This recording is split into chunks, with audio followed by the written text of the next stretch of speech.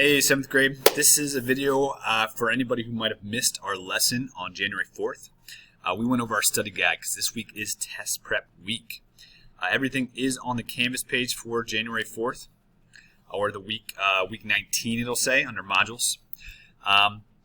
Just a couple quick review questions here to get you ready for your test on Thursday and Friday. Who were the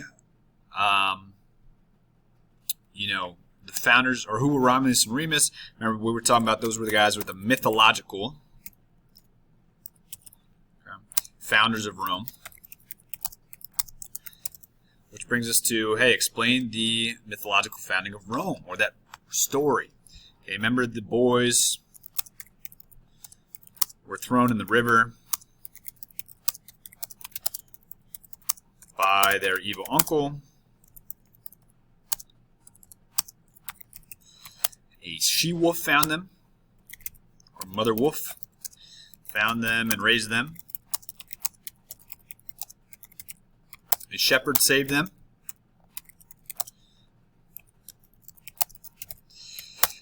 They eventually found their grandfather, fought their uncle, they won, and then they started a new city. And this is where the story takes a twist. They fight over the name,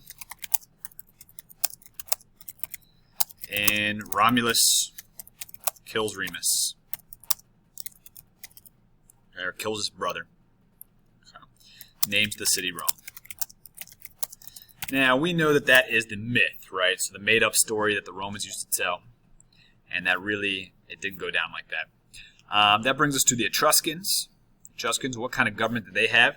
They were some of the first people in Italy. The Romans were their neighbors. The Romans liked to copy the Etruscans. The Etruscans, they had a monarchy. Remember, that means a king. When the Romans take over, the Romans start a republic. Remember, that's voting for your leaders. All right. I should probably put 4 leaders.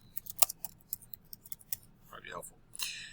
Who did Rome fight against in the Punic Wars? Remember, they are fighting against Carthage / Hannibal. Hannibal is the leader of the Carthaginian army. And the land they're going to get Sicily, Spain, and North Africa after they finally win. So the Romans are going to expand big time when they defeat Carthage. Julius Caesar, we talked a lot about him. He was a Roman general who declared himself dictator, basically king of Rome. How did he help Rome? Well, we do know he did a couple different things, right? He started public works projects, which is basically fixing roads, bridges, buildings, gave people jobs. We also know that he made the public games free, with the gladiator games, the sports, for everyone.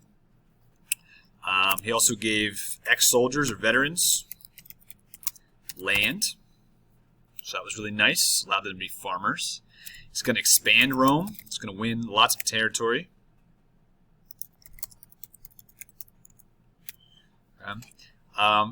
He's also going to expand the Senate. Now that helps some of his buddies. Okay, gives them jobs, but that makes the senators who are already there kind of mad because it takes away their power. Why was he killed? Lots of different theories on this. Remember, you guys did your investigation. Senators thought he was destroying the republic by making himself king. Basically got rid of people's right to vote. Okay, that's probably the main reason. There's lots of different problems Rome faced. We know that it's crowded. There was little water. It was dirty. Remember we talked about the trash in the streets. There's no sewerage. Okay, so there's lots of pests and insects and animals and stuff too. No jobs. We know that the rich and poor hate each other. We know that Roman businesses are suffering because the Romans are buying their goods other places. We also know that the government was selfish and not helping. All right, the legions, why are they the best army? Well, there's a ton of different reasons. You can check your Roman Hype Squad project for that. But we do know that they are a professional army. It's their 24/7 job. We know that they march and train with swords every day. They build new camps every night.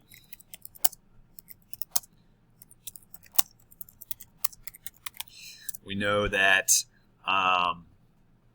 they could break into smaller groups,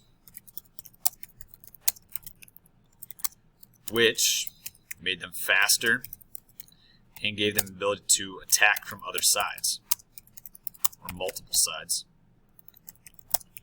And there's lots of other reasons you can look up in your notes. What is a republic? Government where people vote on their leaders. What is a consul? Remember, a consul is similar to, kind of like a president.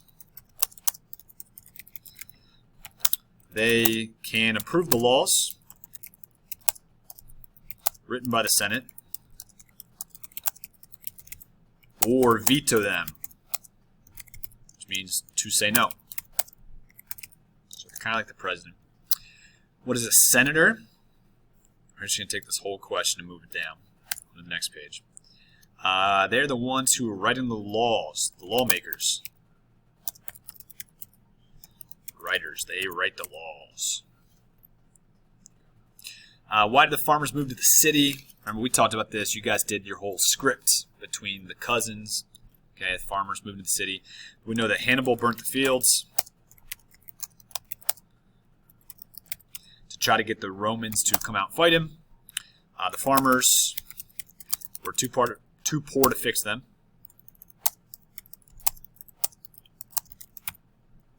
So they sold them to the rich. The rich did not give them jobs because they used slaves. So that's why they had to move to the city. What ideas did the Romans borrow from the Greeks? We know they used their alphabet. They spoke a different language, but they did use their alphabet. They also borrowed their religion. Remember, the Greeks had the same gods and goddesses as the Romans. The Romans just gave them different names.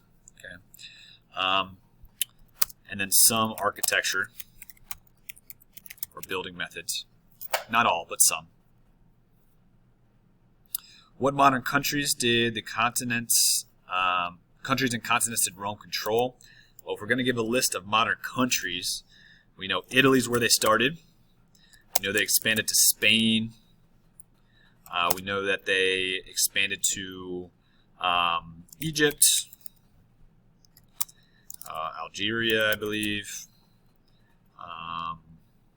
Oh boy, let me bring up a continent. Not continent, a map. Mediterranean.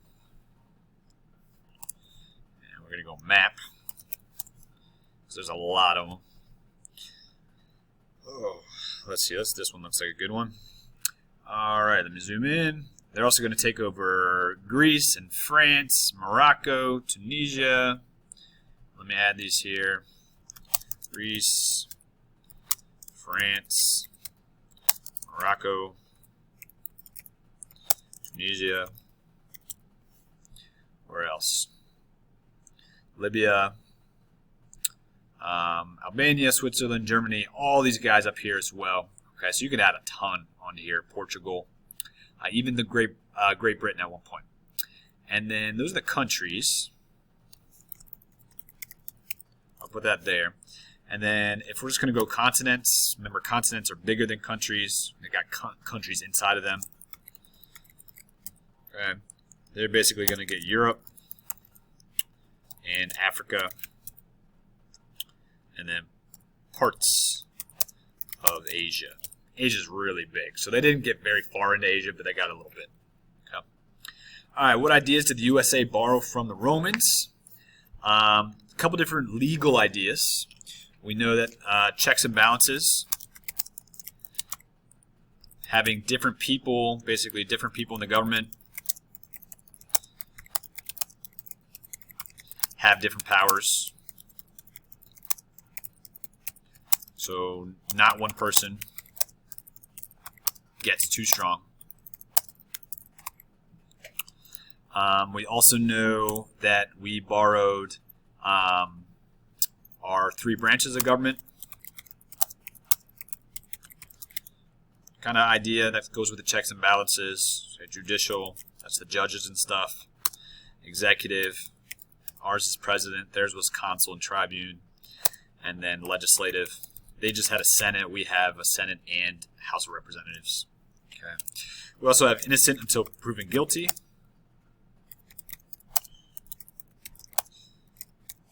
That's a big one, okay, that we borrowed from them. You hear that in crime shows in the courtroom. Standardized laws. It means anywhere you go in Rome, the laws are the same. We have that in the United States too. We have federal laws that anywhere you go in the United States, the laws are the same.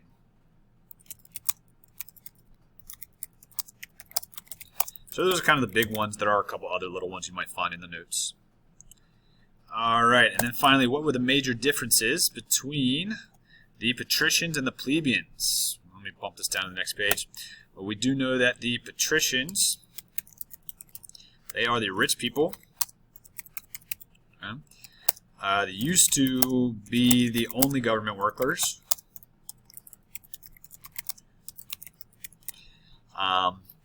That's going to change eventually, and then the poor people will be able to work in the government. They also were the religious leaders